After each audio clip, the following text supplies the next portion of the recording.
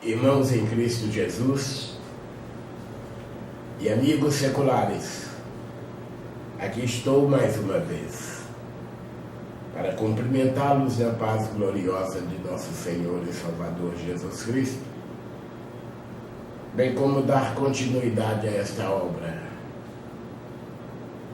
Antes, porém, preciso agradecer a Deus mais um dia que Ele me concede. Agradecê-lo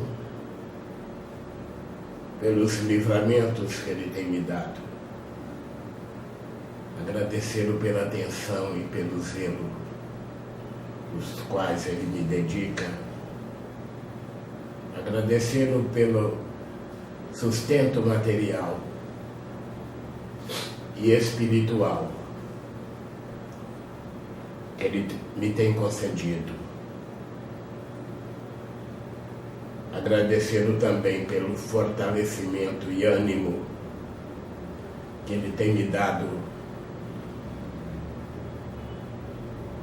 para a continuação desta obra, pelo que agradeço em nome de Jesus.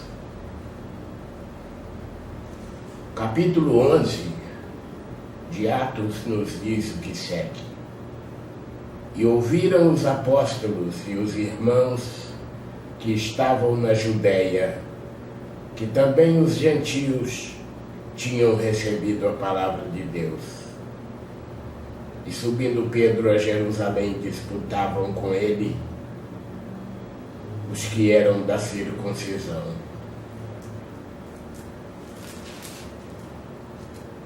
dizendo: entraste em casa de varões incircuncisos e comeste com eles. Mas Pedro começou a fazer-lhes uma exposição por ordem, dizendo: estando eu orando na cidade de Jope, tive num arrebatamento dos sentidos uma visão. Via um vaso como um grande lençol que descia do céu e vinha até junto de mim. E pondo nele os olhos, considerei e vi animais da terra, quadrúpedes e feras, e répteis e aves do céu. E ouvi uma voz que me dizia: levanta-te, Pedro, mata e come. Mas eu disse: de maneira nenhuma, Senhor, pois nunca em minha boca entrou coisa alguma comum ou imunda. Mas a voz respondeu-me do céu segunda vez: não chames tu comum ao que Deus purificou. E sucedeu isto por 3 vezes, e tudo tornou a recolher-se no céu. E eis que na mesma hora pararam, junto da casa em que eu estava, 3 varões que me foram enviados de Cesareia. E disse-me o Espírito que fosse com eles, nada duvidando. E também estes 6 irmãos foram comigo, e entramos em casa daquele varão. E contou-nos como vira em pé um anjo em sua casa, e lhe dissera: envia varões a Jope, e manda chamar a Simão, que tem por sobrenome Pedro, o qual te dirá palavras com que te salves, tu e toda a tua casa. E quando comecei a falar, caiu sobre eles o Espírito Santo, como também sobre nós ao princípio. E lembrei-me do dito do Senhor quando disse: João certamente batizou com água, mas vós sereis batizados com o Espírito Santo. Portanto, se Deus lhe deu o mesmo dom que a nós, quando havemos crido no Senhor Jesus Cristo, quem era então eu para que pudesse resistir a Deus?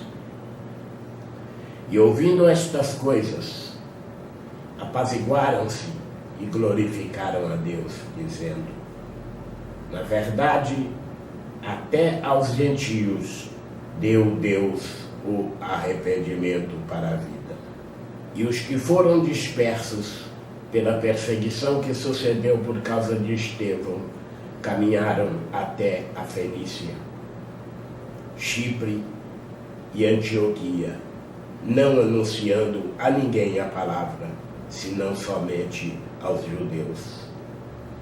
E havia entre eles alguns varões cíprios e sirenenses, os quais, entrando em Antioquia, falaram aos gregos, anunciando o Senhor Jesus. E a mão do Senhor era com eles, e grande número creu e se converteu ao Senhor. E chegou a fama destas coisas aos ouvidos da igreja que estava em Jerusalém. E enviaram Barnabé até Antioquia, o qual, quando chegou e viu a graça de Deus, se alegrou e exortou a todos a que permanecessem no Senhor com propósito do coração. Porque era homem de bem e cheio do Espírito Santo e de fé. E muita gente se uniu ao Senhor. E partiu Barnabé para Tarso a buscar Saulo, e achando-o, o conduziu para Antioquia. E sucedeu que todo um ano se reuniram naquela igreja e ensinaram muita gente. E em Antioquia foram os discípulos pela primeira vez chamados cristãos. E naqueles dias desceram profetas de Jerusalém para Antioquia. E levando-se um deles por nome Ágago, dava a entender pelo Espírito que haveria uma grande fome em todo o mundo, e isto aconteceu no tempo de Cláudio César. E os discípulos determinaram mandar, cada um conforme o que pudesse, socorro aos irmãos que habitavam na Judéia. O que eles com efeito fizeram, enviando-o aos anciãos por mão de Barnabé e de Saulo. Assim, finda-se mais um capítulo, e Deus continuará derramando sobre a sua vida e a vida de todos os seus, rica e poderosamente, toda sorte de bênçãos, em nome de Jesus.